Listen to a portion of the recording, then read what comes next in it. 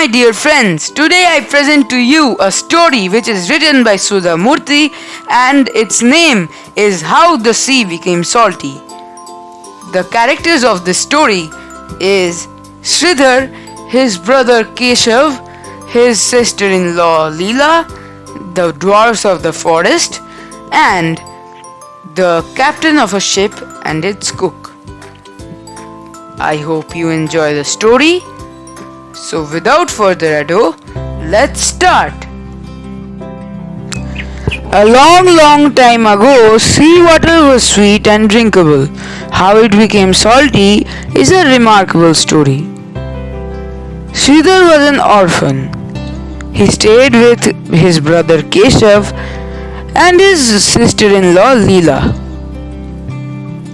While Keshav was quiet and kind, Leela was mean and selfish.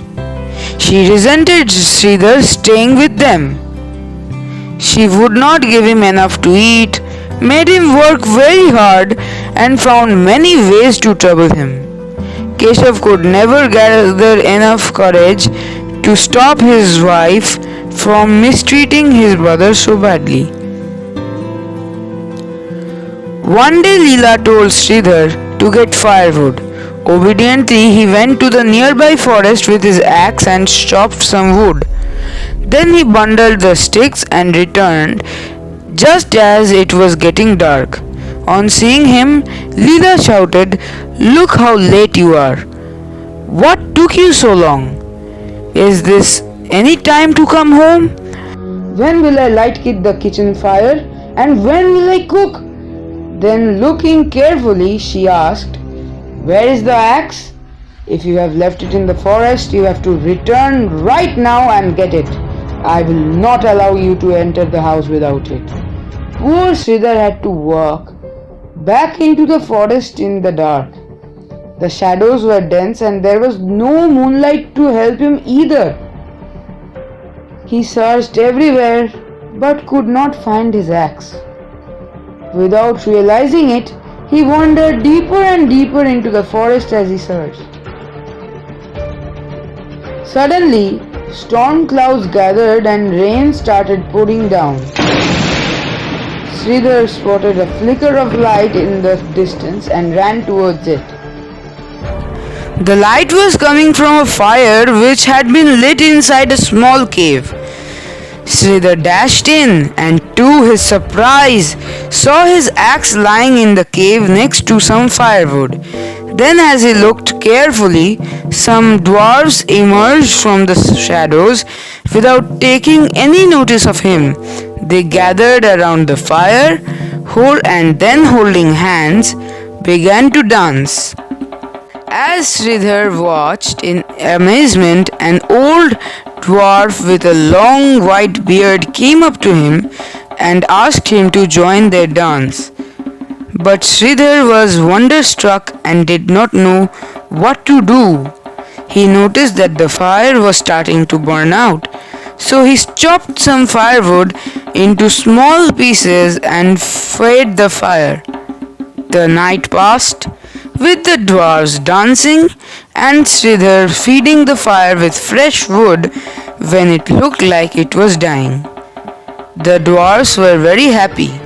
When dawn broke and their celebrations ended, one of them came up to Sridhar and said, "You helped us so much last night. We have a gift for you. Here is a fan. When you desire something, just wave the fan gently and ask for it.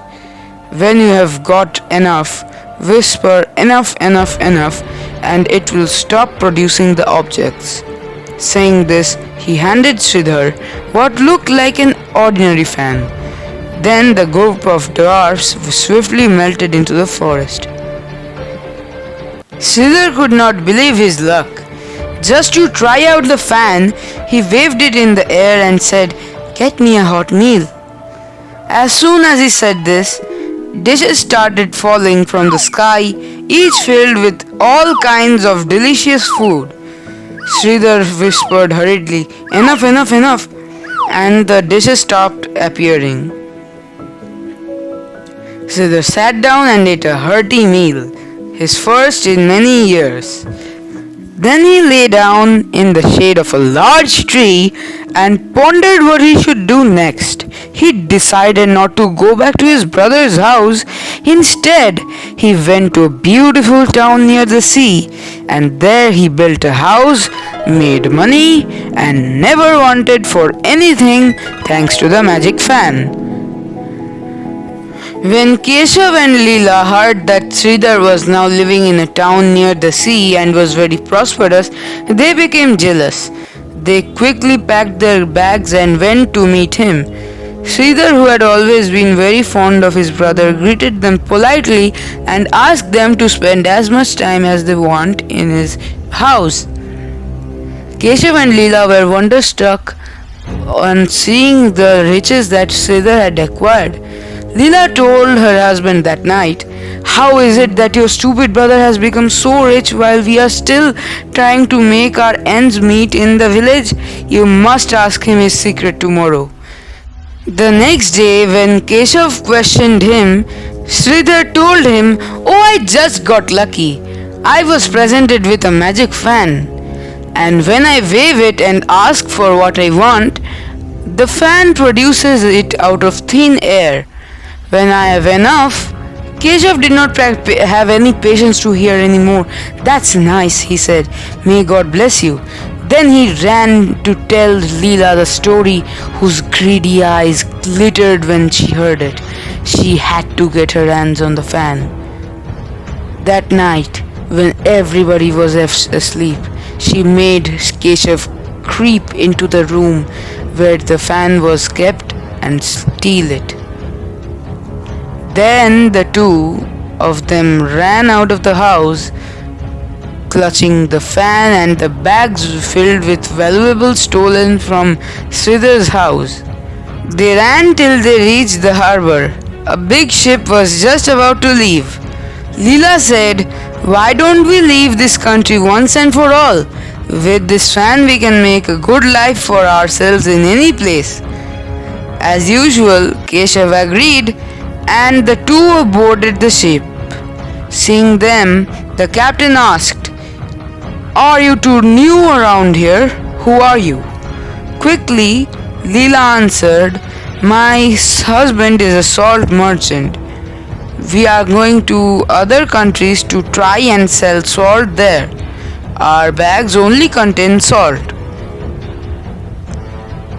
The next day, at lunchtime, the cook of the ship came and complained to the captain, "My new helper boy left the sack of salt at the harbor. We are without any salt in the kitchen. How will I serve food to the passengers?" The captain immediately remembered the salt merchant on the ship. "Don't worry, I'll get some salt for you." Then he went to Keshav and said, "If you don't mind, can we buy one sack of salt from you for our kitchen?" The Keshav had to say yes. He and Leela went to a corner of the ship and waved the magic fan.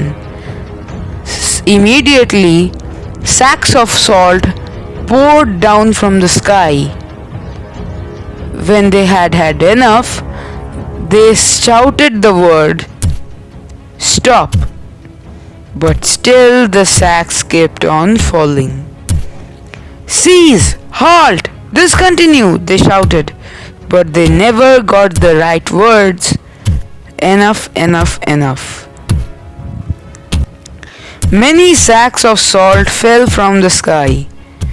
The ship was overturned and it sank. The salt spilled into the sea. It rained salt sacks for many, many days until the dwarves heard about it and made the magic fan stop its power. But by then, the sea was full of salt which had dissolved in the water, and the sea remained salty forever after. Thank you.